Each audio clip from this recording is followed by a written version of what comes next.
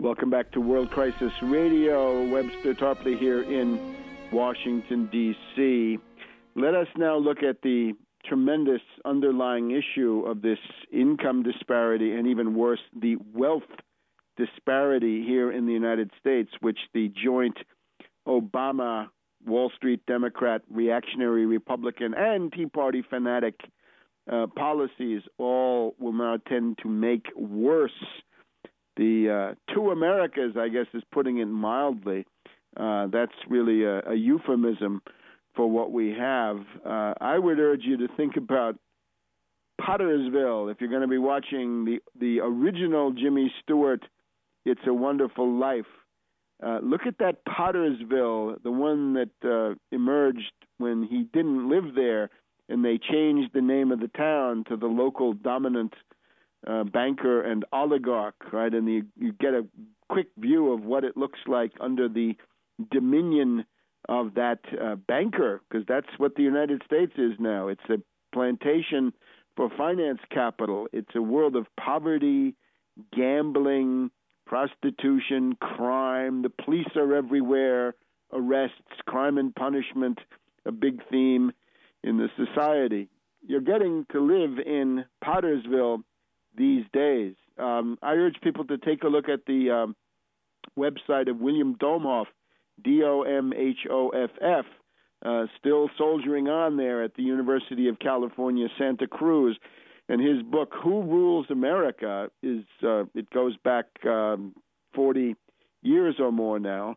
He does keep the statistics up to date. You'll get an eye-opener. And it is this the fact that the top 1% in the United States controls almost 40% of the assets, not even the income. Because, again, the income can change, but now the assets representing the cumulative effect of income over many decades, and sometimes over centuries. The top 1% owns almost 40% of the assets, and the bottom 40% own less than 1% of the assets. I think he gives statistics from 2007, pre-depression, or pre-panic. It's 0.3% of the assets in the United States are owned by the bottom 40% of the population. Now think about this. The land of opportunity, American exceptionalism. What's exceptional about this is nothing good.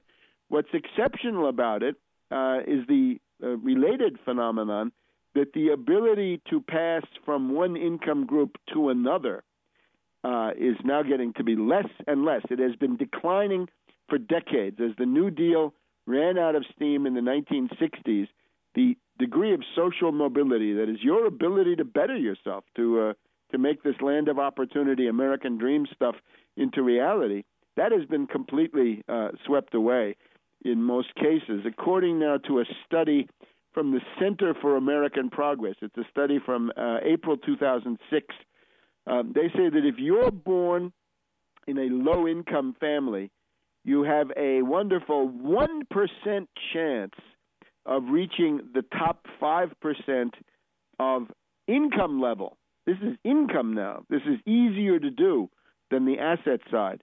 So if you're born poor, you have a 1% chance of getting yourself into the top 5% of income earners, or income getters, I guess we should say, given the way things go. Whereas if you're born rich, you have a 22% chance of staying rich, of being in the top 5% of income earners. And if you're in the middle, if you're sort of in the middle quintile, you don't have much security, because you can just as easily end up in the bottom 20% as you can anywhere else. So what you've got coming out of this is obviously a permanent underclass of people who have been living in poverty for 3 to 4 generations, really since the World War II boom ended in the 1940s. These long-term stagnation tendencies have been there. That's really the origin of the inner city ghetto in modern terms, really comes after the Eisenhower recession of 1957-58. That's when you begin to get at least violence in parts of the poorer parts of New York City, on the edges of Harlem and places like this. 3 to 4 generations. So it's a permanent underclass concentrated among minorities, among black and Latino minorities in the inner cities of the United States, but also in the southern mountains, in rural America, poor whites, and actually numerically a very large group, maybe still larger than the combined black, Latino, and related underclass. So the United States now has a permanent underclass, and once you're in that underclass, that bottom 10 or 20%, it's almost impossible to get out. You have maybe a 1% chance of getting yourself up to the top, and your chances of getting out anyway at all are very low. In terms of American exceptionalism, here's what's exceptional.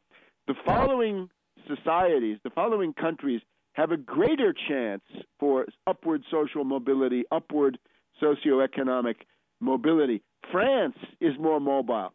Germany is more mobile. Sweden is more mobile. Canada, more mobile, upward. Finland, more mobile. Norway, more mobile. Denmark, more mobile. The U.S. is at the bottom of the list except for Great Britain, notoriously the most stratified, the most aristocratic, the most oligarchical, hierarchical society in Europe, still saves the U.S. from the ignominy of being in absolute last place. So you want to talk about American exceptionalism, again, it's a great idea.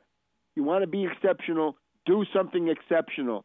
You want to talk the talk, you better walk the walk, be exceptional.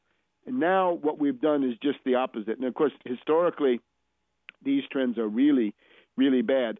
Again, right now, the top 1% owns more than 40% of the assets. The bottom 40% own less than 1%, actually 0.3%. The top 20%, if we take the top 20%, they own 85% of the assets. 85% of the assets. The bottom 80% own, therefore, 15% of the assets. 80% of the population are left with 15% of the assets, and Obama and the Republicans and their Tea Party dupes come forward and say, we demand more tax cuts for the rich. This estate tax has got to end. We're living in a madhouse, ladies and gentlemen. This is pure insanity. So something's got to be done about this.